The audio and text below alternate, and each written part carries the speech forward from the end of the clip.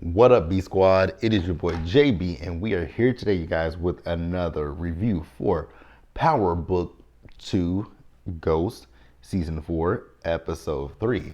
This episode was titled Birthright, you guys. Before we get into this review, you guys, if you guys are watching this video or any other video on the channel and you guys aren't subscribed yet, then I need you guys to do me a solid favor and stop taking me on this date and having me pay for it at the end of it. You guys know the routine. You can do me that favor by liking the video, subscribing to the channel, and turning on your post notifications, you guys.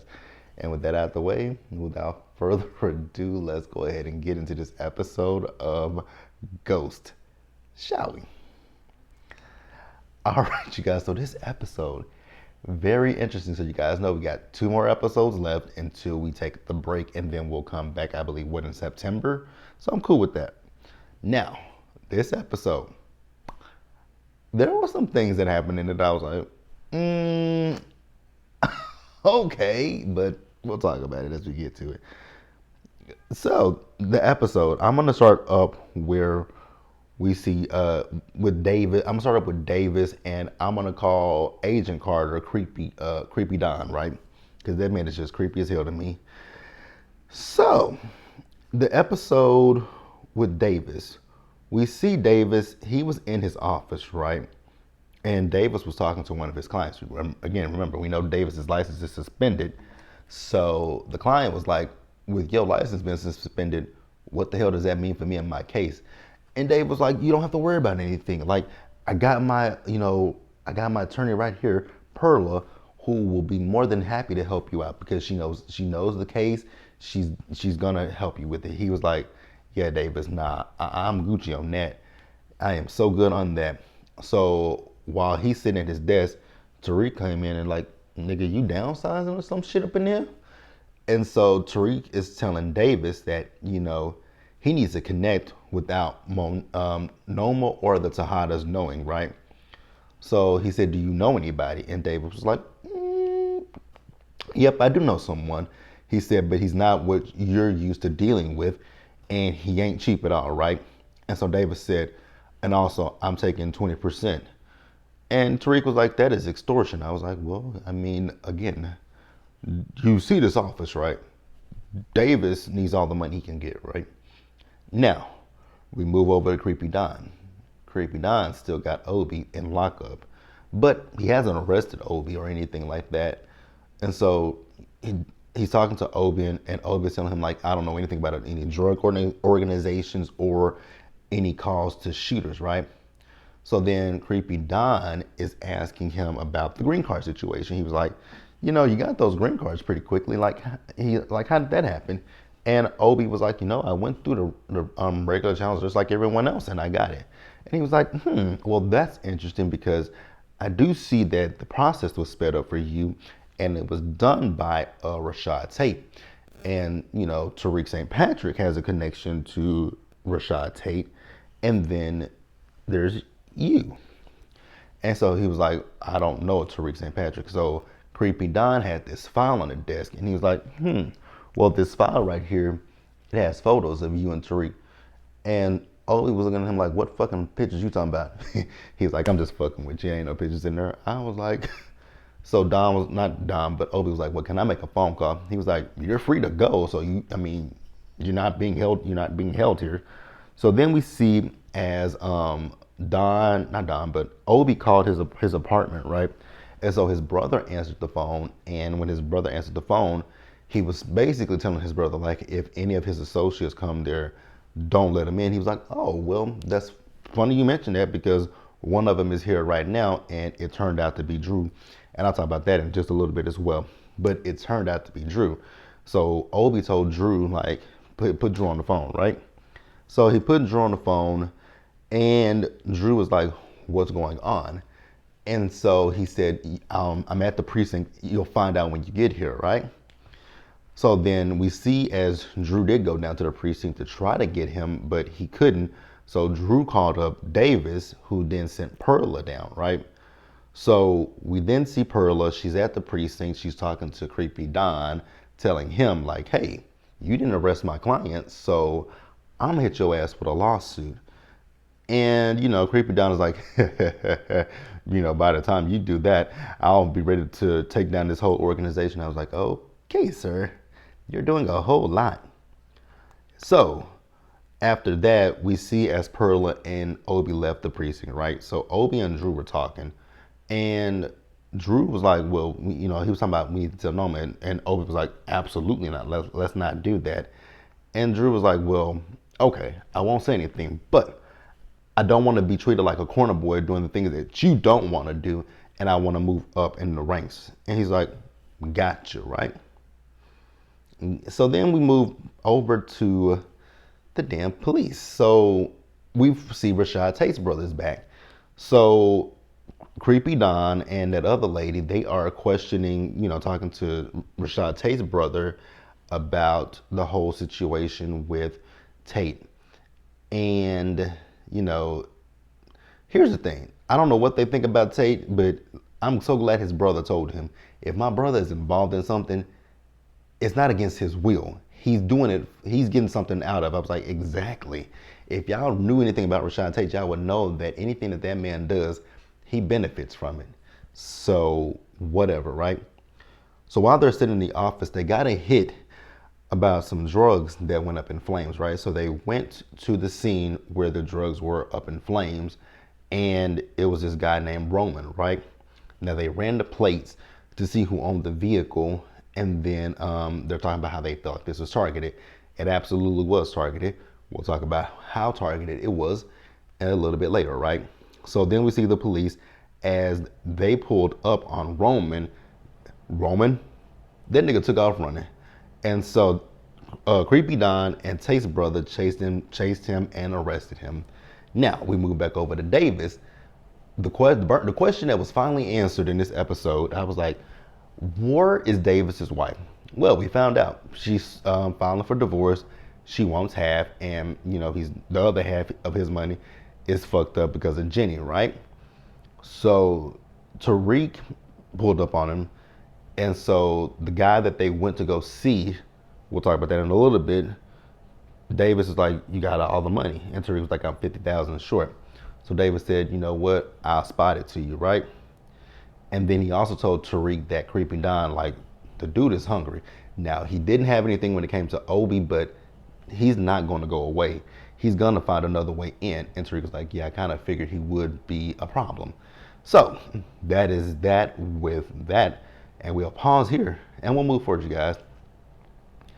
All right, you guys. So what I'll do now is talk about Tariq, and then we'll wrap up the episode with the Tejadas. So we see Tariq and Brayden. So Tariq and Brayden sold their cars, right? And I was looking at the girl who they sold the cars to. I was like, I recognize her, and I think that's what her name is, Kelly. She's from. I recognize her from General Hospital. But they sold the cars, right? So after that, Tariq got a text message from Pinky to meet up.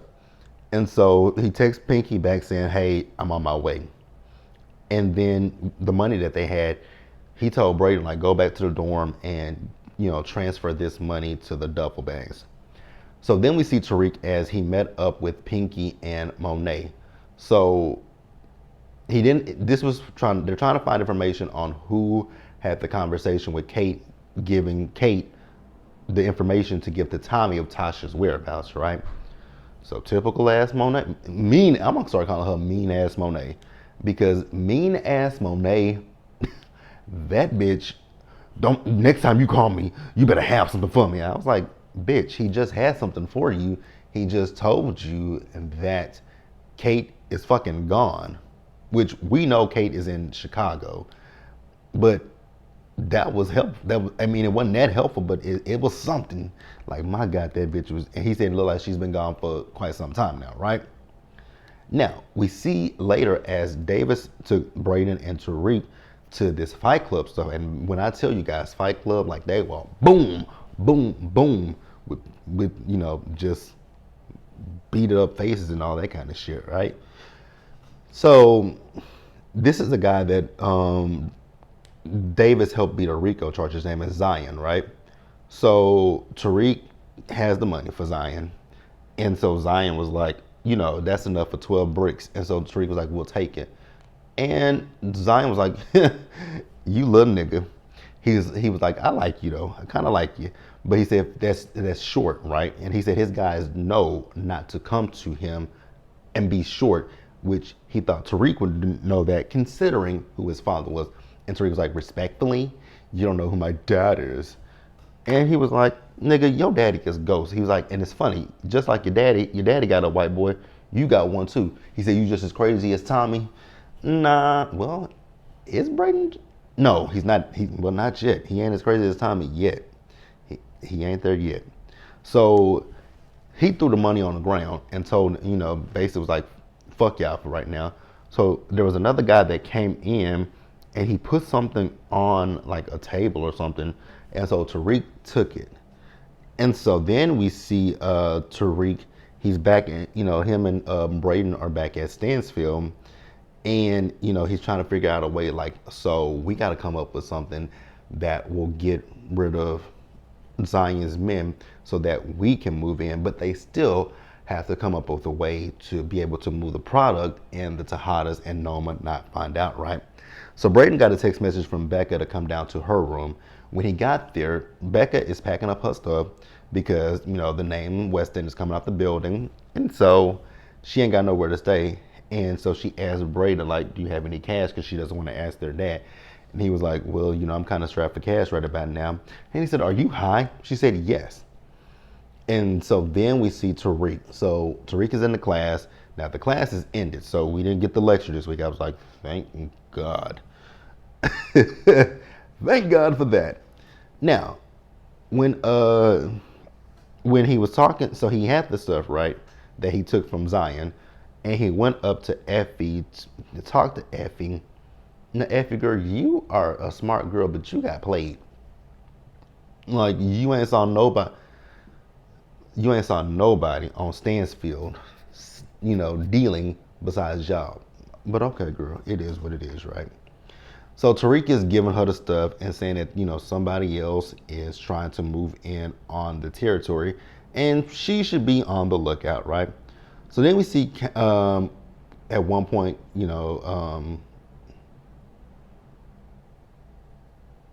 after that, we see Braden, right?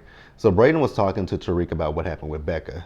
So Tariq got a text message from Davis and says they are in for $30,000, right? So Braden then went to I don't know if that's a library or whatever it is, but you guys remember the girl we met in last week's episode? Well, Braden went there to see her, and when he went there to see her, he talking about what a shitty day he had, and old girl was just like, "You want a bump?" And he said, "Sure." I was like, "Oh, so you gotta look. You know what, Braden? You do have a little bit of Tommy in you because that's one thing Tommy does too. It's like a bump." That is neither here nor there, you guys. But that's really that with them.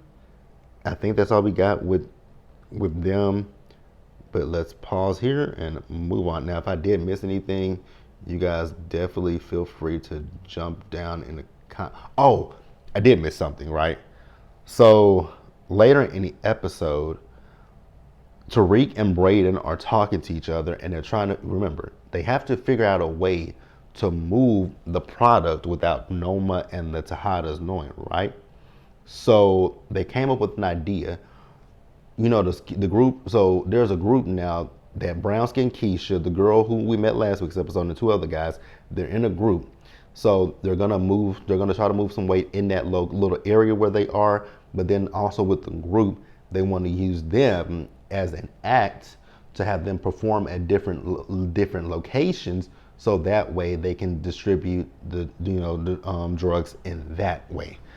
It's kind of smart, but I was like, what happens if Diana comes? Because Diana goes to Stansfield, so Diana would be able to put two and two together that it is Braden and Tariq. So I was kind of confused by that, but hey, it's power. They'll make it make sense in some kind of way, right? Let's pause here and move forward, you guys. Now, I don't remember where this scene happened at, Oh, this was okay. This is early in it because that's where it is. So we'll start up with we're gonna talk about the Tejadas and Noma them, right? So we see Kane and Effie. So Kane and Effie are in her room, and remember she missed her interview last week, so she's doing her application for the school, and she has written out something that she wants to tell them. You know, sent like a letter or something, right? And so she told Kane about missing out on her interview to help him. And he's like, well, I appreciate it. So then he got a text message from Monet asking him where the fuck he was at. I was like, God damn, even in a text message, mean ass Monet is mean ass Monet. So we also move over to Drew and Diana. So Drew told Diana about the conversation that Monet had with Auntie Janet, right? And so she was like, so why do you think she's inviting us over? You think she's really like, you think this is serious? And so she said, are you still trying to take her out? Because I'm done. And so Drew told Diana that he wants to be Noma's number two. She's like, you want to be that bitch's number two after she's threatening our lives? And so, he was like, he doesn't want to be under Kane's dumbass. And I was like, you know what? That I can understand, right? I absolutely understand. So Diana think it's stupid that he wants to do that. And so she told Drew that when the opportunity presents itself, because she don't want to be dealing with this shit no more, that she gonna tell Noma she's done with this. And he was like, well, the hell, that's just as stupid as you talking about what I'm talking about. So then we see Monet. Monet is talking to the kids, and mean ass Monet is in mean ass Monet mode. That bitch Noma sent me a fucking text message talking about don't show up for work. I was like, hop along. You passed out in last week's episode. And they were like, well, Ma, Noma just wants you to be 100%. And she's like, that bitch don't give a damn about shit. I was like, well, you know what, Monet, I absolutely agree with you. as much as I don't like your mean ass, I agree with your mean ass that Noma don't give a fuck. And she ain't looking out for your best interest, right? So Monet is telling them that, and I'm starting to think that y'all, are right there with her. She's telling this bullshit the way y'all treating me like I'm some fucking dummy who don't know how to handle herself. Well, I was like, well, dummy, you popped them pills, you went to that meeting last week, and you almost fucked up shit. So, girl, if the shoe fits right about now, you might want to go ahead and wear that motherfucker. Just saying. Now, while they were talking, Noma texts Drew and Kane, right? So she texts Drew about, and both of these text messages are about Obi, right? So Obi went silent. So she told Drew to go over to Obi's apartment and check things out. And also with Kane, she told Kane that he's taking over Obi's duties and she wants him to come to her office, right? So then we see Diana.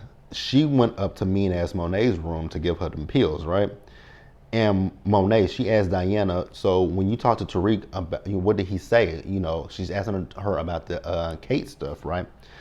And so, not Monet, but Diana is saying that, he ain't saying nothing about no Kate Egan. He just said that, Tommy got the address from you. And so we see Diana. The camera made a point to zoom in on Diana because Diana's hands were doing this, right? And I was like, okay, what does that mean? So then we get a flashback to the past. Baby, Monet ain't been shit since way back when. Now, I forgot to mention it in last week's episode, and I want to mention it here. The young lady that they got to play young Monet, they did a good job in casting her. Now, young Lorenzo, I don't know who that was or what that was, but that wasn't a good casting choice. But young Monet, they did an absolutely good job because that little girl actually looks like a young Mary. So we see young Monet with Drew, Kane, and Diana. Well, actually, we see Drew and Diana. I don't know where Kane was, but we definitely saw Drew and Diana. And she had them kids measuring the coke. I was like, God damn, lady. You got and these are young ass kids at that. They, Diana and Drew at that point They looked like they were no more than 6 or 7 years old. And I was like, girl, you got your fucking kids over here measuring and weighing cocaine. Girl, you ain't shit. So she was telling them that if people asked them questions, basically to lie to them, right? And that was when we see Diana. Diana was lying about what she was. Um, Monet asked her, "What are you going to say to people?" And she said what she was going to say, but her hands were fidgeting, and I was like, "Oh, that's your tell when you lying." Oh, girl, your mama know that you lying to her about this shit with Kate. Girl, that's gonna be your ass pretty soon. That is gonna be your ass. So, after Drew got Obi out of, he wasn't in lockup, so I guess you would like say detainment. They took him back to Noma's, right? So Noma says, so, where have you been for the last 24 hours? And he said he was taken by ICE, right? For questioning about his status, right? And he told her, she said, I've been calling you for 24 hours. He said, well, I dropped my burner phone because I don't want to lead anyone to you. And so Noma says, Drew, is that true? He said, yes, it is true. Now, I forgot to mention that when Drew was at Obi's place, his brother said thank you to the company for getting him the green card. And I was like, oh, fuck. Obi, it was nice knowing you. Because in this particular, when his brother revealed that, I was like, okay, Obi is gonna meet his maker in this episode. I knew it at that particular moment. I was like, yeah, Obi's about to meet his maker. I kind of saw that Obi wasn't gonna be with us for very long, but yeah. So Drew said, yeah, that's true. But I also talked to his brother, and his brother said, thank you for our thanks to the company for the green cards. And I'm almost like, what the hell are you talking about? And Obi cut over and looked at Drew. He was like, you motherfucker. So Drew was like, yeah, Rashad Tate helped him. I don't know nothing about Rashad Tate. Can you know about Rashad Tate? He was like, nah, I don't. He was like, the only person that really has a connection with Rashad Tate is Tariq. And I was like, oh, fuck. So, yeah, they put two and two together that when it came down to it, that Obi was the one that helped Tariq escape the execution that was planned for him. And how did Noma repay that? When I saw that, she had a knife in her hand, I was like, oh my God. I was like, this crazy bitch is gonna just stab him somewhere. So she walked up to Obi. I was like, are we gonna go for the gut, the chest? She was like, hell no, I'm gonna go even worse. I was like, girl, what's worse? I was like, oh no. And then she took it out and he just fell on the ground. I was like, oh, rest in peace, Obi. I actually liked you. Damn. Rest in peace to Obi. Rest in peace, Obi. Because I was like, fuck. Now, we move over to Stansfield. So Diana is walking through the school and somebody knocked over her phone. And she's like, you can pick up the phone, motherfucker. And I was like, there go Monet. There go little Monet. So brown skin Keisha came up and picked up the phone and she was like, bitch, you pregnant? And so Diana said, yes, she's pregnant. She said she doesn't know what she wants to do, but graduating is important to her. And she said, brown skin Keisha, like, you the only person that knows, so I need you to keep this between me and you. Now, I do want to address a comment that was in my comment section last week about Diana being pregnant, right? So when it comes to Diana being pregnant, you guys, I didn't mention it in last week's episode because I was trying to remember the timeline from last season because I was trying to remember I remember that she was dating Salim last season, but she had also slept with Tariq. So I couldn't remember if, she had slept with Tariq. I can't remember the timeline, but I do believe that her baby daddy is Salim. But you guys can correct me. Did she sleep with Salim last season? But I think they did sleep together. But you guys can correct me in the comment section. Now, we see Kane, after they done disposed of Obi and cleaned up the spot, right? Noma asked, he asked her why hasn't she let Monet come back to work? And she was looking at him like, I know you not asking me about mommy dearest. And I was like, he is. And the thing with Kane is, it's like, I get it. He still has some allegiance and loyalty to Monet. But I was like, Kane, Monet treats you like crap. She treats you, now, granted, she treats Diana the same. She treats Diana like shit too, but she really treats you like shit. She calls you all kinds of dumbasses and shit, and you still want to advocate for her. And it was in this moment that I was like, I saw it in last week's episode, and I saw it even more in this episode. I was like, there is some sexual tension between Kane and Noma. And as they were getting ready to get into it, Effie walks in. I was like, oh. So when Effie came in, we'll talk about that in just a minute. We moved back over to Janet, you guys. So Janet was trying on one of mean ass Monet's coats, right? And she come in and say, take it off. That coat cost $30,000. But then she gave her another one. And I was like, oh, so you're gonna be mean to it, but then give her a coat, right? Okay. So back over with Effie and Kane and Noma. So remember, oh, I didn't talk about it. Yes, I did. Remember, I was trying to figure out what was Tariq's plan, but then it finally clued into me at this point of the episode what Tariq was doing. Tariq was trying to get rid of the competition so that way he could go to Zion and get what he needs from Zion, right? Because Effie went back to Noma to tell Noma what Tariq had told her, but she didn't tell her that it was Tariq who told her that, right?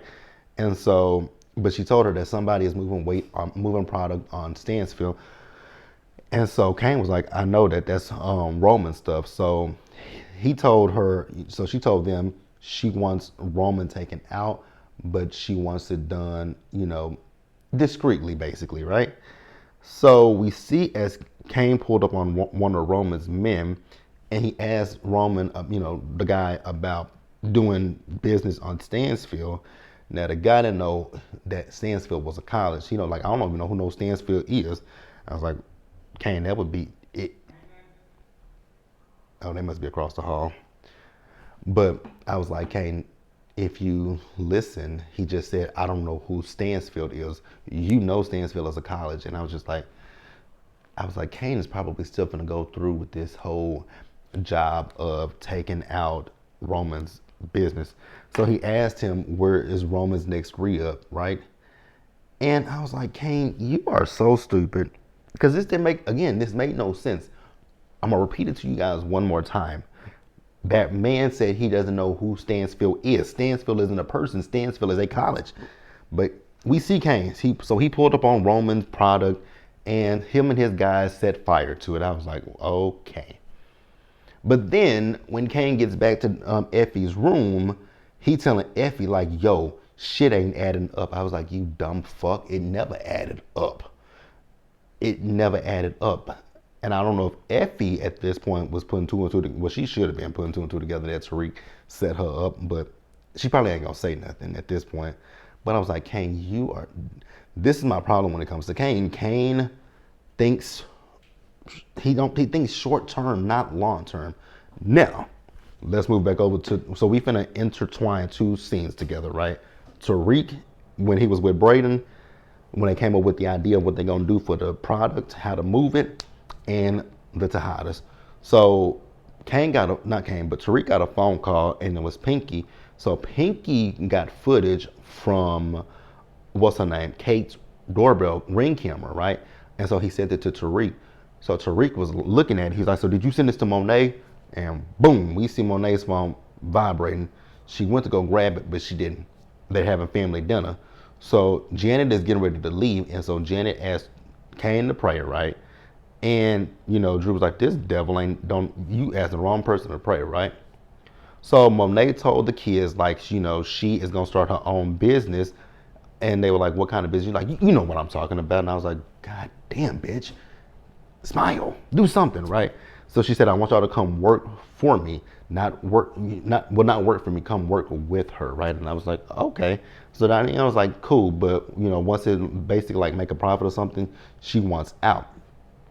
So then Monet finally went to go look at that phone, and Tariq was also looking at the phone as well, his phone, and it was the video of Diana with that wig on, right? And so Monet was looking at it and kind of like, what is it, ma? So she gave him the phone. She said, it's your dumbass sister going up to Kate Egan's, giving her Tasha's information to give to Tommy. And Diane was like, ma, no, I didn't want to do this, ma. And so, now I will say this scene, part of this, two things in this scene was terribly acted, right? Because she figured out that Drew knew as well, right? Now we saw her, I don't know what she was trying to do to Diana, but we saw her and she walked up to Diana and she did like this. And I was like, girl, were you finna tackle that bitch to the ground? I was waiting for Diana to say, ma, I'm pregnant. But she never, I was really waiting for her to say, ma, I'm pregnant. I was waiting for her to say that. So Diana and Drew, they got out the house. They skedaddled. And then Kane following behind them. And Janet was like, no, Kane, don't do it. So he had his gun pointed, but he didn't shoot.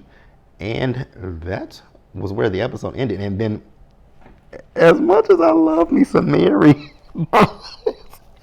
as much as I love me some Mary, baby, when she, I was like, Mary, I'm sorry, baby, but that was not good. But that was the episode, you guys. The ending of it was everything to me. Now, does it top? I ain't the only one fucking somebody I ain't supposed to, ma. How about the fact that you fucking some dude named Dante? Or better yet, Zeke's dad. The one my daddy auntie, right? The one my dad. Jesus Christ, Zeke, that ain't your fucking auntie. That's your mother. Like, nothing will ever top that. I'm sorry. Nothing will top that scene.